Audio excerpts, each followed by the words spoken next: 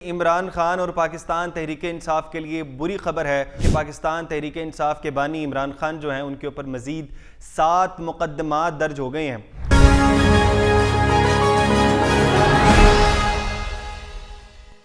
السلام علیکم، پاکستان خبر کے ساتھ میں ہوں حمزہ جاوید۔ ناظرین، عمران خان اور پاکستان تحریک انصاف کے لیے بری خبر ہے، اور بری خبر یہ ہے کہ پاکستان تحریک انصاف کے بانی عمران خان جو ہیں ان کے اوپر مزید 7 مقدمات درج ہو گئے ہیں، اور یہ تمام مقدمات میں ان کی گرفتاری بھی ڈال دی گئی ہے۔ یہ یقیناً پاکستان تحریک انصاف کے لیے ایک بری خبر ہوگی، کہ اگر ہم دیکھ رہے تھے پہلے پاکستان تحریک انصاف کو ریلیف ملتا ہوا نظر آ رہا تھا جب سے 26ویں آئینی ترمیم چھیڑی تھی، اس کے بعد پاکستان تحریک انصاف کو ریلیف ملتا ہوا نظر آیا، لیکن اچانک سے جب احتجاج کی کال دی گئی اس کے بعد سے دیکھا کہ ہم نے جو عدالتیں ریلیف دے رہی تھی انہوں نے ریلیف بند کر دیا۔ عمران خان صاحب کو کہا بھی کہ جیسے کہ اسلام آباد ہائی کورٹ میں جب معاملہ چل رہا تھا تو جسٹس عمر فاروق صاحب انہوں نے کہا کہ آپ بیٹھ جائیں یا تو لیٹ کر دیں اس احتجاج کی کال کو، لیکن جب نہیں دی گئی تو عمر فاروق صاحب پہلے پاکستان تحریک انصاف کو ریلیف دے رہے تھے، لیکن وہی عمر فاروق صاحب، جسٹس عمر فاروق صاحب اسلام آباد ہائی کورٹ کی سربراہی کرتے ہیں،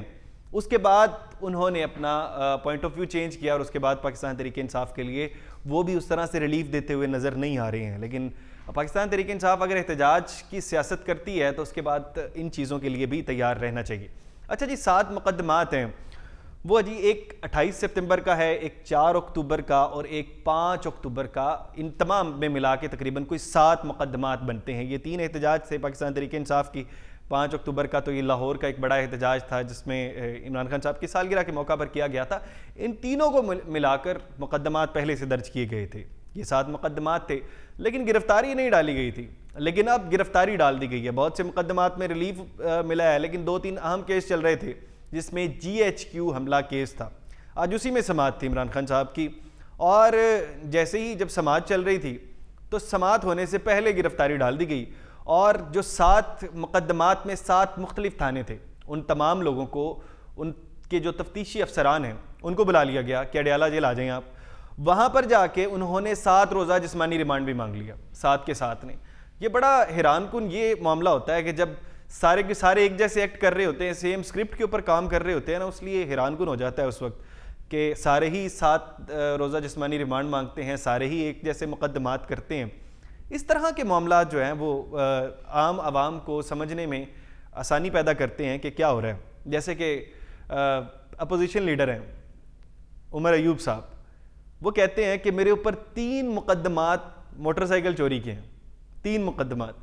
دیکھیں عمر ایوب صاحب، ان کے لیے شاید ایک موٹر سائیکل سے زیادہ کا ایک دن کا خرچہ ہو، اتنے بڑے آدمی ہیں، امیر آدمی ہیں، اوپر سے آپ کو پتہ ہے ان کی پوری فیملی بیک گراؤنڈ بھی بہت سٹرونگ ہے، ایک اس طرح کا فیملی بیک گراؤنڈ ہے جو کہ پاکستان میں کم لوگوں کا ہوا کرتا ہے، لیکن اس کے باوجود ان کے اوپر 3 موٹر سائیکل چوری کے مقدمات ڈال دیے گئے ہیں۔ یہ یقیناً یہ خراب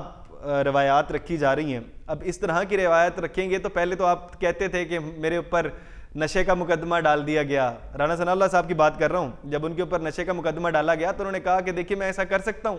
تمام لوگوں نے اس وقت کہا تھا کہ نہیں کر سکتے ہیں، لیکن اب رانا ثناء اللہ یا تو پھر نون لیگ کے جتنے لوگ ہیں، آپ بتائیے گا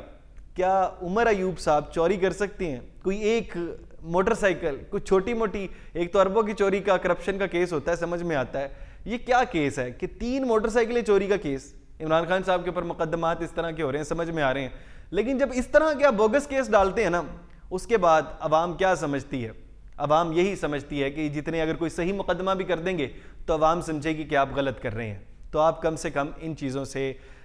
تھوڑا سا کنارہ اختیار کریں، آپ جینوین رہیں، جینوین مقدمات کریں، کیا ہو جائے گا؟ اگر آپ نے بائک چوری کا مقدمہ ڈال بھی دیا تو کیا کوئی سزا ہو جائے گی؟ بس زیادہ سے زیادہ کیسز بڑھانی ہے، آپ کا ٹارگٹ یہی ہے کہ آپ کیسز کی تعداد کو بڑھاتے رہیں تو کیسز کی تعداد تو بڑھ جائے گی، لیکن کسی ایک بھی کیس کی FIR پر یقین نہیں کیا جائے گا۔ آپ کیا سوچتے ہیں کمنٹ باکس میں ضرور بتائیے گا۔ اسی کے ساتھ اپنے میزبان حمزہ جاوید کو دیجیے اجازت، اللہ نگہبان۔